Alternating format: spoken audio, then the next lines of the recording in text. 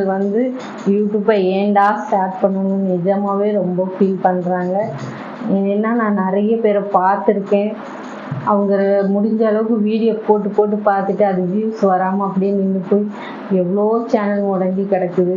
எனக்கு வந்து சொல்ல போனீங்கன்னா என்ன 1000 பேர் 2000 பேர் மேலேயே என்னோட ரிலேட்டிவ்ஸ் ஃப்ரெண்ட்ஸ் அப்படின்ட்டு நிறைய பேர் தெரியும்.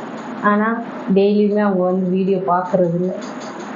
ஒரு நாளுக்கு வியூஸு 50 வியூஸ் 20 வியூஸ் 30 வியூஸ்.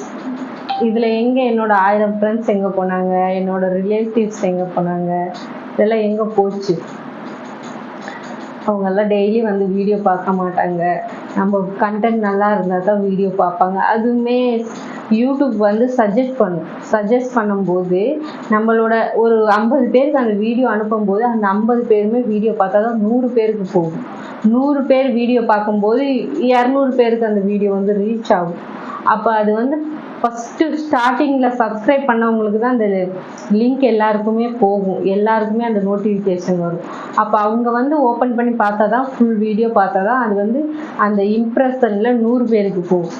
அப்படி இருக்கும்போது ஸ்டார்டிங்லேயே யாரும் பார்க்க மாட்டேங்கிறாங்க.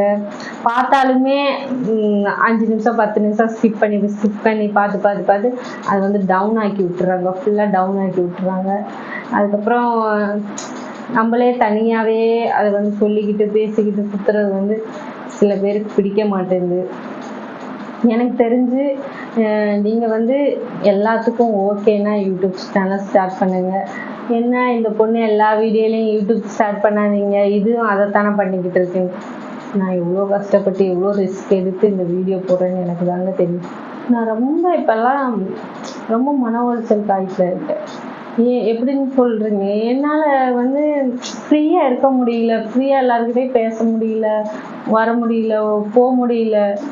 ஐயோ, என்ன வீடியோ எடுத்து போடுறேன், என்ன வீடியோன்னு எல்லாமே வீடியோவாக தான் பார்க்க தோணுது, எல்லாமே கண்டென்ட்டாக தான் பார்க்க தோணுது.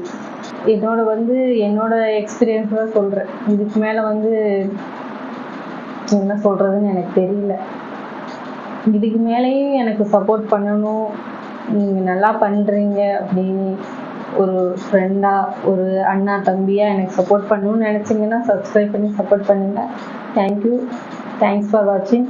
இந்த மாதிரி யூடியூப்பை பற்றி ஏதாவது தெரிஞ்சுக்கணும்னு நினச்சிங்கன்னா கமெண்ட் பண்ணுங்கள். என்ன மாதிரி எக்ஸ்பீரியன்ஸ் எத்தனை பேர் யூடியூப்பில் இருக்கீங்கன்னு அதுவும் கமெண்ட் பண்ணுங்கள். பாய். இன்னைக்கு வீடியோ இதோட முடியுது.